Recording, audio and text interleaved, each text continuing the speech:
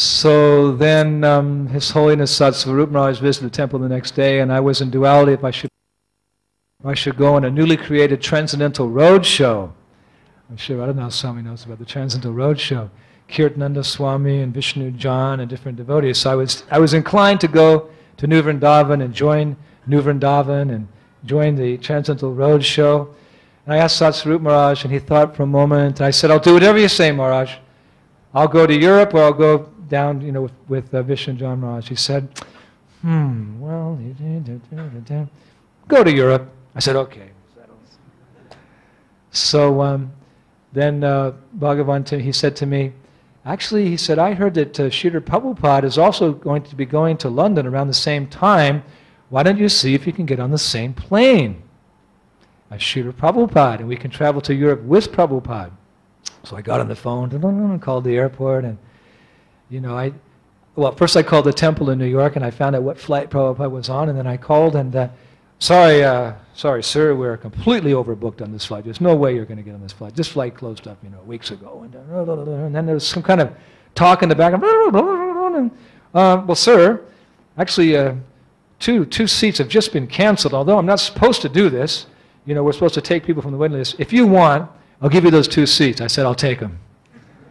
So I always take it was Krishna's higher arrangement that, we got on the same flight as Srila Prabhupada, as you'll see. We drove to New York, and when we got there, Prabhupada, he heard that we would be coming to Europe with him, and he knew that we were going on this mission to start Krishna consciousness in France, so he called us into his room. And we came in and we sat down, and Prabhupada was just preaching about, spreading Lord Chaitanya's Sankirtan movement, and, translate books in the French language, into the French language, print them, distribute them, start temples, do Harinam Sankirtan. Just the two of us are sitting there, yes, yes, yes. And then he said to his servant, he said, get me something from my closet. So the servant went over and he got some socks and he got a dhoti of Srila Prabhupada. So Prabhupada looked at us and he said, I will give you some instructions. He looked me in the eyes and he said, preach boldly and have faith in the holy names. Then he gave me his dhoti as some Mahaprashad. Now, if I could open up my heart like Hanuman, and you would see those words etched in my heart. Preach boldly and have faith in the holy names. I took that as a personal instruction. Just like if we get a personal instruction from the spiritual master, what should we do? We should take that as our life and soul. When Srila Prabhupada received several instructions from Srila Bhaktisiddhanta Saraswati Thakur.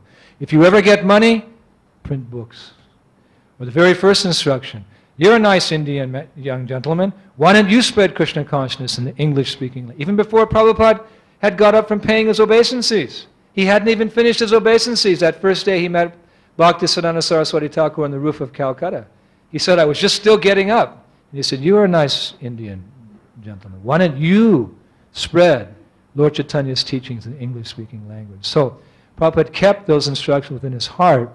And then when he read that famous purport in Bhagavad Gita where Srila Vishwanath Thakur is commenting that one should take the instruction of the spiritual master as his life and soul. So that is an example for all of us. So when Prabhupada said that, I just try to meditate that, take that into my heart. Preach boldly and always have faith in the holy name. So the next morning, we went to the airport, and these airport scenes were completely transcendentally chaotic. When Prabhupada arrived and Prabhupada left, I'm sure Radhanath Maharaj had many experiences like that as well. When Prabhupada came and Prabhupada left, it was just it was just transcendental chaos. So we got to the New York airport and there was like 400 devotees.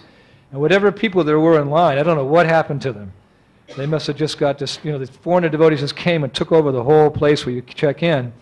And there was myself and Prabhupada, and there was a few other devotees who were coming with us, of course, Bhagavan, and there was Pradumna, and there was another, maybe Shamsundar was there, I can't remember. Yeah, Shamsundar was there.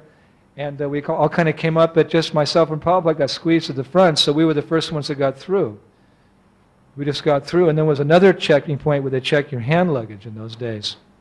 So then we're the next two there, and there's not even anyone behind us, because of course the devotees aren't checking in. They're just having this, huge kirtan, so all the other passengers can't get in and check in. So we went to the customs, and the customs officer. He was a grouchy big man, big, mean kind of burly fellow, and he said to Prabhupada, "Open up that bag." Prabhupada's little medicine bag. He used to carry this white bag. He had his medicines, his passport, his pen, his tilak container, all these transcendental items were in there. He used to carry this little white bag everywhere. So the man said, "Open up that bag." And Prabhupada put it on the counter, and he couldn't get the latch to open. So the man said, "I told you to open up that bag." So I leaned over and I said, "If you speak like that one more time to my spiritual master, I'm going to break your nose."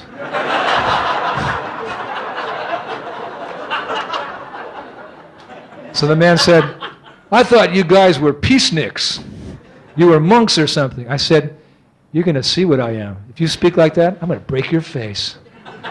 So he kind of backed off and he said, "Okay, you open it." So I thought, for that little transcendental, speaking up like that, I got this special mercy to look inside Prabhupada. So I was always wondering, did you see that white bag Prabhupada carried? I was always, what is in that bag? I could never imagine. So I looked at Prabhupada and said, so, wow.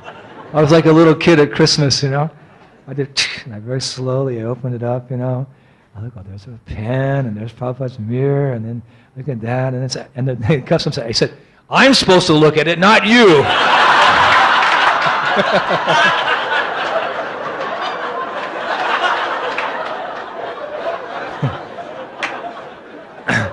So I said, "Yes, sir." And I turned it around, and he looked at it. He was like, "Whoa, what's that? What's that?" I said, "That's tilak, that's a tilak container, that's a tongue scraper." He was like, "What's going on here?" He couldn't figure. He said, "What are those medicines?" I said, "Ayurvedic medicine." He said, "Is there any drug?" I said, "No drug." He said, "All right, get out of here." Lifted up. So myself and Prabhupada, we got out of the airport and we were walking. We walked to the plane in those days. We walked to the plane. There was nobody. There were no other passengers. I couldn't figure out what's going on because the devotee was having this roaring kirtan. I could hear the police, they're trying to get out of here, you guys. We got to get the passengers on a plane. And, so we walked up, and then the hostess invited us, and we got on the plane, and we sit down, and, we're walking, long way to the plane. We're walking, and Prabhupada turns to me, he says, "These rascals," he said, "so much association with the material energy, they develop all bad qualities." He looked at me and said, "What is your name?" I said, "Indradyumna." He said, "What do you think?" "Yes." I was so nervous. I was with like my spiritual master for the first time, just the two of us. And he said, "So what do you think?" "Yes." We walk a little bit further. He goes on the same theme. He said, "You see this illusory energy, just hovering on the mental platform." He quoted one verse, "Hovering on the mental platform. Only devotees have good qualities. What do you think, Indradyumna?" He's speaking to me again. My spiritual master is speaking to me. "Yes!"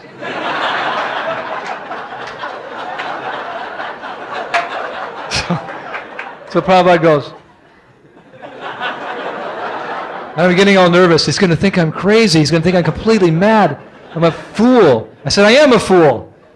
And then one more time he stops and he turns and I turn to him and he says, "You see, this material energy is very contaminating. If we associate with this material energy, we can only develop bad qualities. But if we associate with the Lord and His devotees, and all good qualities come, just like the demigods. What do you think, Indradyumna?" Yes. And I understood.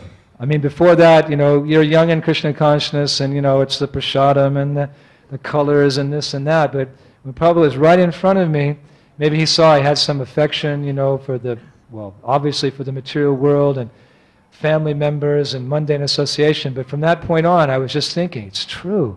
You look at the world and you see, by associating with the material energy, the bad quality, but by associating with the Lord and His devotees, so many wonderful qualities come. So I was convinced. So I was smiling, and this time I got it. So we're walking, and we get up on the plane, and just the passengers just started arriving now, but no devotees. 4 or 5 devotees hadn't come. So we're sitting in our seats, and I'm sitting next to Prabhupada. So he said, "So, Prashad." Prashad. But as we were coming onto leaving, Shamasundar handed me a bag, and he said, "This is Prabhupada's Prashadam, just to start him off if we don't get there immediately." I said, "Oh yes, Prashad, Prabhupada." So I opened the bag, and there were oranges and a knife. I said, "Oranges, yeah. Fruit is nice, fruit." He said, "Fruit, very nice, first class." I took the fruit out, and I cut it, and there was a green napkin I put there, and I cut 2 oranges and put it in front of Prabhupada like that. And Prabhupada took them, and he was very loud, making noise. He was sucking the oranges like that. And then he put them back on the green napkin, and he said, "Finished." And I said, "What am I supposed to do now?" I'm supposed to take the oranges. So I took the oranges and put them in front of me. So I was sitting there like that. So he said, "You're not going to take Prashadam?" And I said, "You ate it all, Prabhupada."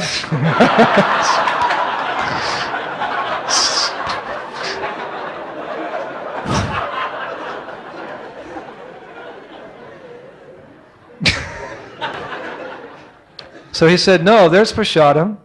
I said, "There isn't." He said, "There's Maha Prasad." I went, "Oh yeah." Duh. There's Maha Prasadam. So with the permission of my spiritual master, I was going to take his I was so enthusiastic. I was so eager. I just popped the whole orange peel in my mouth.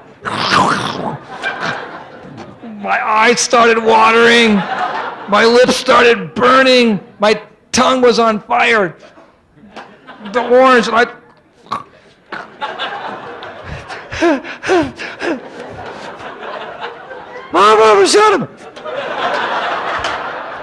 and I just kind of looked over at Prabhupada. He was like this.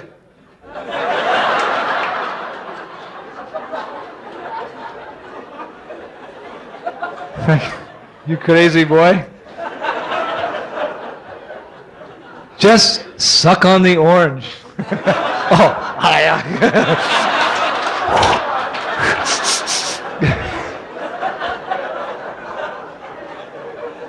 So whenever I read a verse that the disciple is supposed to be like a fool in front of the spiritual master, I think, that's me. So gradually the other devotees came on the plane, and,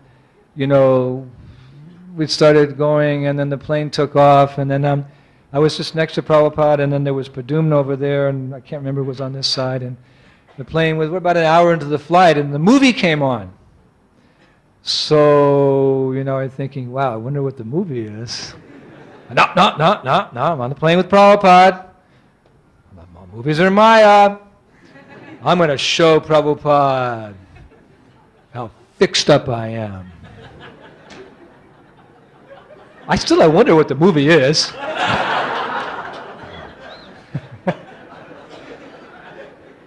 But anyway, my Bhagavad Gita out. Dayanosmin yatarihe kovanam yovaram ja.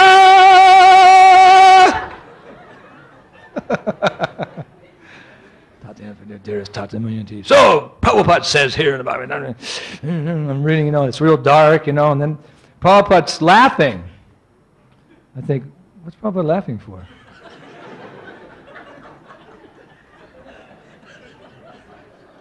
Sarvadharma parityaja mamekam saranam raja ham tam savabhabebhyo.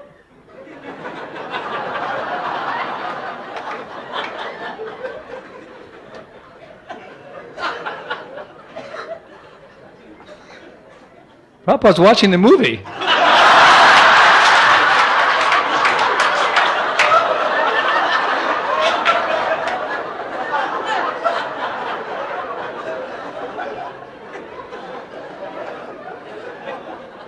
Dehinosmin.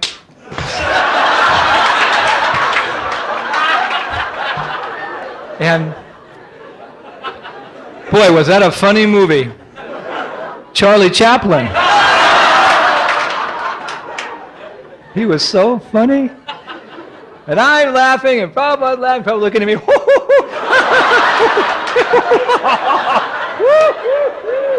And Padumna's laughing, and Shyam, we're laughing more than anybody on the plane. So then, you know, I was like, ha, ha, ha, ha, ha, ha, woo! That was a good movie, you know. And then after a minute, probably, hey, Ram, Ram, Ram, Ram, hey, Krishna, Krishna. So then I'm, you know, I'm thinking, you know, an hour goes by, and wait a minute, I thought we weren't supposed to watch movies. The problem was watching the movie, and, you know, and so then I started getting some doubts, and I'm thinking, you know, well, probably supposed to clear our doubts up. So I wanted to say something to Prabhupada, but then I said, Pradyumna, I have to go to the restroom. So he said, you're a big boy, you can go yourself.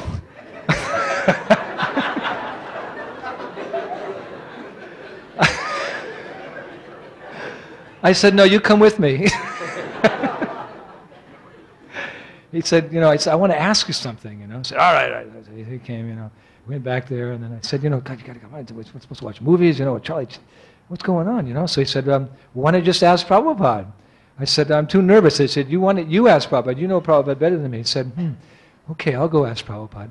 So he walks in, I'm sitting, you know, waiting, you know, what's the answer going to be? You know, we're watching movies, and then he goes, and I see him speaking to Prabhupada, and Bruno's going, and he has a big smile on his face, and he comes back walking like this. I said, what's Prabhupada's answer? He said, oh, yes. He said, Prabhupada told me that when he was a young boy, he used to watch Charlie Chaplin all the time. I said, yes.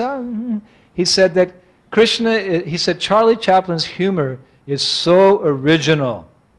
And he said Krishna is the source of all original things. He said, therefore, Prabhupada was seeing Krishna in Charlie Chaplin's humor.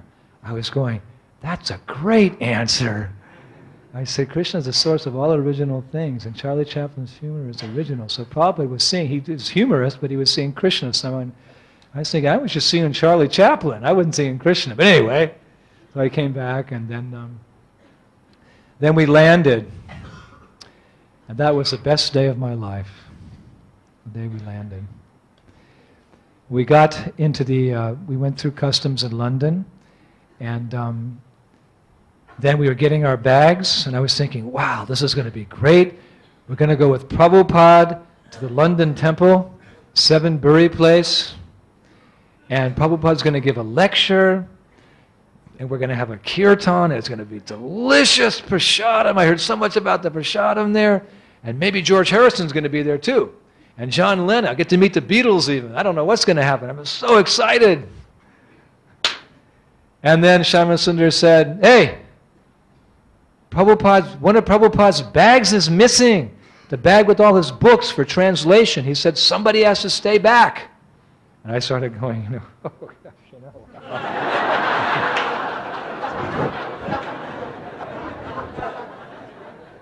And then Shyamasundar says to Prabhupada, we can leave this nice boy back. He tried to glorify me. This nice boy, right, nice boy.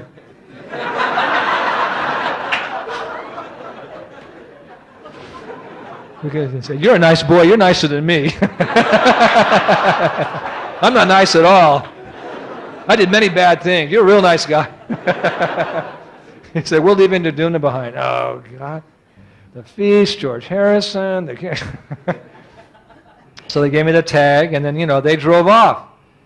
And I'd only been in London one time. You know, I just came through in a train. I didn't know what to do. I couldn't figure out the accent that people were speaking, you know. Oh, Mike, I couldn't figure out what people were saying. I didn't know the money was all funny. And, you know, how do you take a taxi here? And I've got the tag. I didn't know which office. You know, like 2 hours later, some man comes up, sir, he said, are you waiting for a bag? I said, yes, I am. He said, it's very heavy. You're going to have to pay extra on it. I didn't have just a little money. I had to pay the money. I was getting really angry. I was hungry. I was tired, miserable. I was just about to curse that bag, but I didn't. You bag. Where were you late? And I dragged so heavy I could hardly carry it. Got in a taxi. Where do you want to go, young man? Take me to 7 Bury Place. That's a long drive through the traffic. Okay. And I resigned myself. No prashadam. Raining out. We got to the temple, got out, pouring rain, got all wet, got the bag in. Just as I opened the door, I looked, and all the brahmacharis are sitting against the barristers and the walls, you know, and I saw the plates, you know, how the paper plates, you could see the finger streaks through it, you know, just to get the last part of that sweet rice or that sweet and sour sabji, you know, and the plates, and the boys are, oh. One boy said, that was the best feast I ever ate. I went, oh no. I said, gee, I said, how was the lecture? boy, that was the best lecture I ever heard. And the kirtan, wow, Prabhupada was singing so nicely. I said, did you guys save me any prasadam? Who are you? I'm a nice boy. I'm the nice boy, right? I'm the nicest boy in the round. So I deserve some prasadam because I'm so hungry. Nobody said anything about you. I said, really? I said, there's nothing left? No, there'll be an offering at 9 o'clock, like 3 hours away. I said, okay. I said, I really missed out today. I said, well, this is Prabhupada's bag. I said, can one of you men take this upstairs? Woo! Too much sweet rice, too much halva. I said, well, come on, somebody help. Nope, sorry, Prabhu, sorry, nope, sorry, Prabhu. I said, okay, I'll take it up myself. Where's Prabhupada's room? It's on the 3rd floor. This is England, the steps are like this. Like that, right? You gotta walk up like that. I take it 1, 2, 3, 4. I don't know how long, maybe 10 minutes to get up to the 3rd floor. I'm so tired, dizzy. I see a brass plate. His Divine Grace, A.C. Bhaktivedanta Swami Prabhupada. Oh, it's Prabhupada's room. The fool that I am, I didn't think even to knock. I just grabbed the suitcase and went in backwards. Can you imagine? What is the etiquette? I should have knocked, and if I had permission to come in, immediately fall on my face, but I just, the fool that I was, that I am, I just went in backwards with the suitcase because it was so heavy. I'm going into Prabhupada's room like that, and suddenly I hear this voice, watch out! You're going to bump into Srila Prabhupada! And I just, whoa, no, and I turned around, and Prabhupada face was this far away from me. Oh, Srila Prabhupada, I'm so sorry. I was sweating, and obviously so tired from carrying that bag, and hungry, and Prabhupada just looked at me with compassion, and I just fell onto the floor right next to his soft lotus feet. Namo Vishnu Padaya, Krishna Prashtaya Bhutale, Srimati Bhaktivedanta Swami. And all of a sudden, whack! Slap on my back. Right here. You can see it's like a transcendental impression on my back there. The doctor saw it today. What is that handprint on your back? This slap, and then Prabhupada said something. And I was thinking, wow, was that Prabhupada who slapped me on the back and said something to me? I said, was he happy with me? Was he angry with me? I didn't know what to do. I just, Namaste Saraswati Devi Gauravani Pracharine Nirvishesha. I was just waiting. I didn't know what to do. And I saw Prabhupada's feet, and he turned around and he went towards his other chambers there. And he closed the door softly. So I got up. And I was like in ecstasy, transcendental bliss. And Prabhupada's servant was there. His name was Nanda Kumar. And he was a conservative young man. But at this point, he had this face. He was like, wow, Prabhupada slapped you on the back. He said, I never saw him do that before. Prabhu, you got a lot of mercy. I was going, wow, and he hit me really hard, too. That's what it takes to get someone like me out of the material world. And he said, and it was so nice what he said to you. I said, well, what did he say? He said, Prabhupada told you. He said, so much endeavor in this material world. But when I take you back to Godhead, everything will be easy and sublime. Srila Prabhupada ki. So as we go through Krishna consciousness, and sometimes there's good times, sometimes there's difficult times. Sometimes it's a great struggle, actually. There's great opposition to pushing on this movement, and sometimes it appears that the non-devotees, they get the upper hand, and they make things extremely austere and extremely difficult, and we may even get disappointed. There may be even setbacks, and we struggle so hard. So whenever those times come, then I just close my eyes, and I just feel Prabhupada's transcendental hand on my back. It's like just giving like a transcendental coach or something, just giving that assurance, so much endeavor in this material world. But if we just keep struggling. Prabhupada's promise is there. And I always think that every instruction Prabhupada gives to any of his disciples, ever gave to any of his disciples, is actually meant for each and every one of us. Prabhupada was Mahatma, he was broad-minded. And whatever instruction he gave to one is actually meant for all.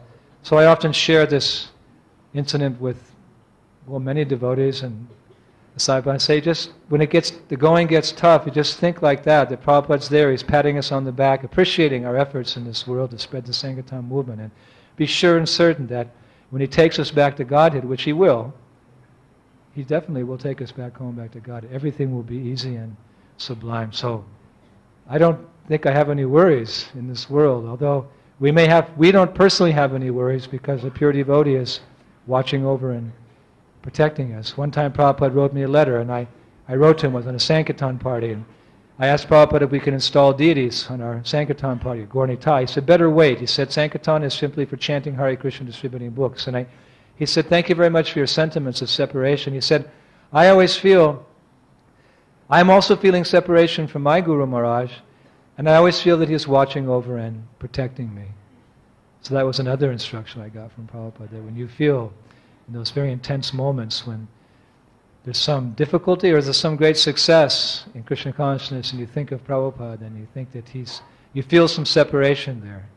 All those personal exchanges with the spiritual master, they're a means of drawing us closer to his heart and closer into our relationship with Krishna.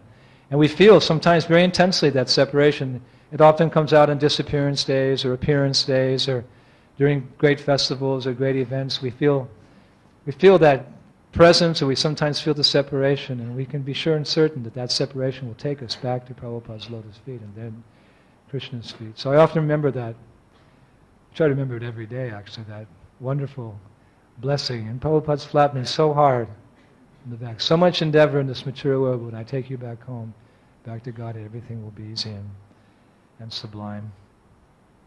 So after that wonderful transcendental exchange, Prabhupada sent us to Paris, and there was a small fledgling center there in Fontenay-aux-Roses, 26, I forget the name of the street now, Bis something, Fontenay-aux-Roses, Bis de la Rose or something. But anyway, I remember I walked into the temple that night, and there was some kind of makeshift altar, and as soon as he walked in, the whole altar crashed down. I was thinking, boy, what kind of altar, what kind of program, what kind of center they got here. They're all kind of new brahmacharis, 1 week, 2 weeks, and our Bhagavan became GBC there and began organizing things very nicely, and then Prabhupada came. Again, the transcendental, we were just a very fledgling center when Prabhupada came in at that time, and he stayed with us for 10 days, and there was a little competition between one of my godbrothers, Bugarbha. Whenever Prabhupada would come down the stairs and he'd go in to sit on the Vyasasana to give his lecture, the devotee would sit at the door and he would very carefully take Prabhupada's slippers off, touch Prabhupada's feet, and put the slippers to the side. So I think, I want to do that service, I'd love to touch Prabhupada's feet. So one day I got down there early, maybe about 2 hours early, and I sat there, and that devotee who usually got there, he saw me sitting there, he was thinking, well, when are you going to go away? And I wasn't going to go away. I sat there, and I got some pretty fierce stares, but I just didn't look. Hare Krishna, Hare Krishna. Sure enough, Prabhupada came down that day, and generally he wouldn't acknowledge if you took the slippers off. He would just go in and give the class. And Prabhupada took his slippers off, touched his feet, and put them on the side. And when Prabhupada finished the class that day, then he got off the Vyasasana, he came and I put the slippers back on, and then Prabhupada started rubbing my head. Hare Krishna, Krishna. And it was one Mataji, look, Prabhupada's rubbing that boy's head. And that other devotee usually put the shoes on. That was the one day he didn't do it. Beg, borrow, or steal, we get the mercy of the holy name. So, there's a few more stories, but try to have them come out maybe in our Bhagavatam classes. Of course, we always hanker for such personal association with the spiritual master. Sometimes that association is there, sometimes it's not, but to give us comfort, Srila Prabhupada said that He lives forever by his divine instructions, and the follower lives with him. So whether we're disciple or whether we're grand disciple, I've always felt that the grand disciples and in the future the grand disciples, everyone has equal opportunity to get Prabhupada's full mercy by following his instructions. Just like the electric wire is going, and the full current of the electric wire is going through. So any point which you connect into that wire, you get the full potency of that wire. So although most of you didn't get the opportunity to personally associate with Srila Prabhupada, by your serving your Guru Maharaj and serving the Sankirtan movement, I'm sure that every one of you will one day have that divine association of his divine grace. I know even my disciples, sometimes they have dreams of Srila Prabhupada, and Prabhupada said the dreams of the spiritual master, he said dreams are generally nonsense, but when we dream of the spiritual master, Prabhupada told one devotee, he said, that is very nice. I had one dream of Prabhupada. I'll just finish with the dream. I'd like to think it's very real. I dreamt that I was crawling through a desert, and actually I was sick that night. I had a fever. So I was crawling through the desert, and it's parched by the sand. I was so thirsty, and it was hopeless. I just crawling through the sand. My skin was dry, and it was burning hot. And then I came to the top of the ridge, and I looked down, and there was this beautiful green oasis. And I thought, how will I get there? It's so far. Suddenly I heard this kirtan party. Hare Krishna, Krishna Krishna, Hare Hare, Hare Rama, Hare Rama, Rama Rama, Hare Hare. I looked at the other side of the oasis, the cliff going the other side, and I saw this ISKCON flag, the ISKCON logo there. And I just saw it slowly coming up over the sand dunes like that. And then there was one devotee, 2 devotees, 3 devotees, 4, 10, 20, 30, hundreds. There were thousands of devotees. In the middle of the devotees was Srila Prabhupada. It was the dream. So then Prabhupada came, the whole kirtan party came down the banks of the oasis like that. All devotees were bathing in the water. So I just rolled down the oasis and joined the kirtan party in the water. They came out with the devotees, and then they left the other side of the kirtan party. It's just a dream, but it gives us hope.